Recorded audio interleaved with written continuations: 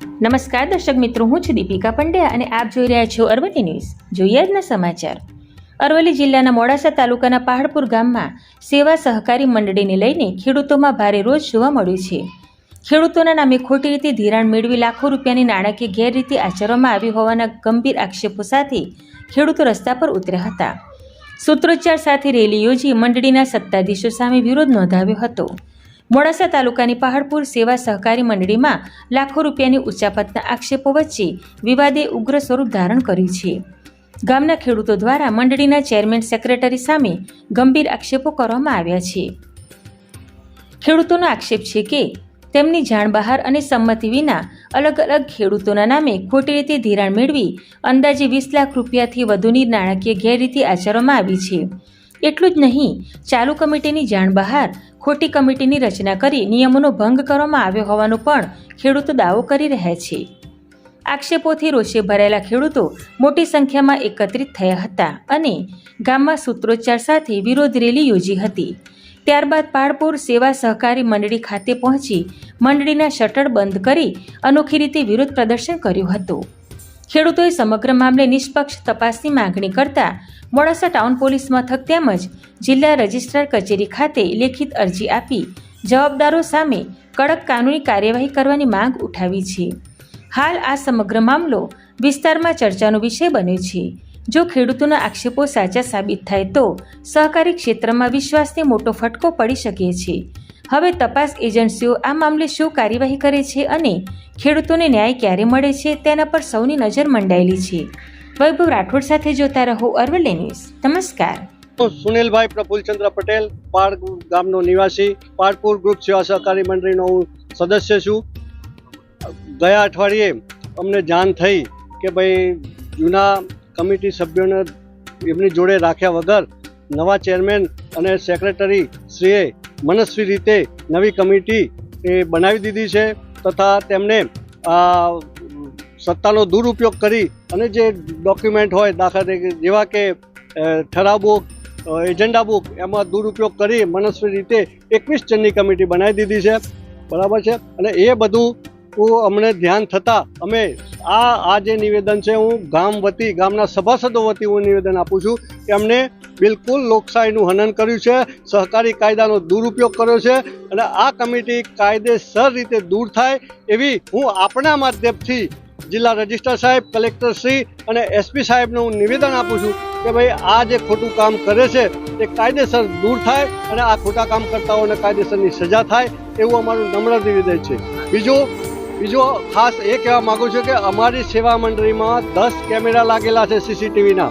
જો એમને સાચું કર્યું હોય તો હું ખાસ વિનંતી કરું છું આ સભાસદો વતી કે સીસીટીવી કેમેરાનું, એના ડીવીઆરનું કાયદેસર ચેકિંગ થાય અને એનો ન્યાય અમને બધાને મળે એવી અમારી નમ્ર વિનંતી છે.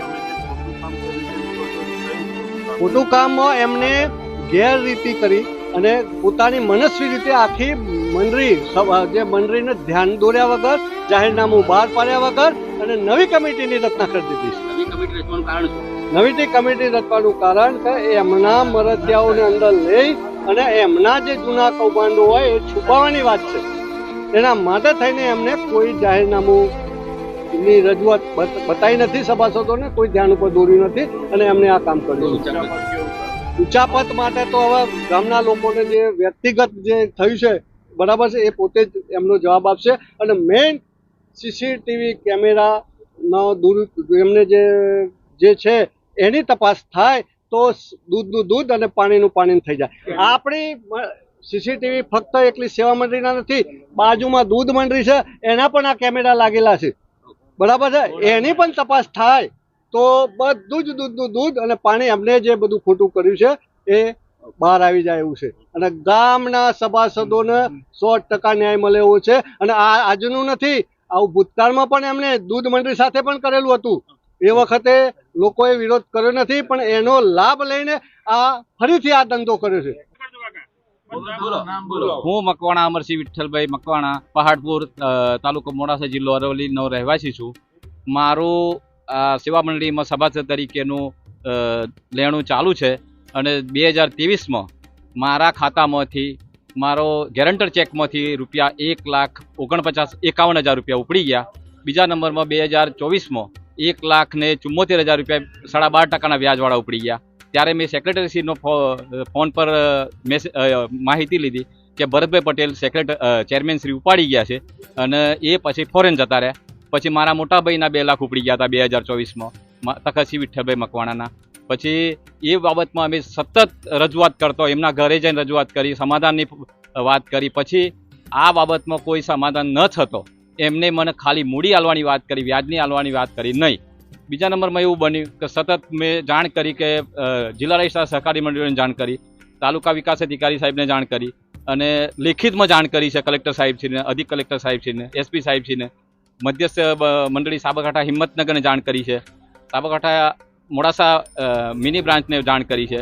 પછી એક બીજી અરજી કરી એસપી કચેરીમાં કરી, પોલીસ એક જાણવા જોગ ફરિયાદ કરી, બરાબર, હા, માગણી કરી. બીજા નંબરમાં ખાતું સ્થગિત કરવા માટેની મેં માગણી કરી, તો એ ચેરમેનશ્રીએ અને એ વર્ગનો ઉપયોગ કરી સાબરકાંઠા બેંકમાં મારી અરજી સ્વીકાર કરેલ નથી. અને રાઠોડ સાહેબને પીએસઆઈને એવું વાત કરી કે અમે કોઈ આવું ઉપાડી લીધા નથી. માગણી એ છે કે અમારા જેવા 7 સભ્યોના પહાડપુર સેવા મંડળીના 7 સભ્યોના પૈસા ઉપડી ગયા છે 2023, 24 ને 25માં. એમાં ટોટલ લગભગ 20 લાખ જેવું ઉઠમણું થયું છે.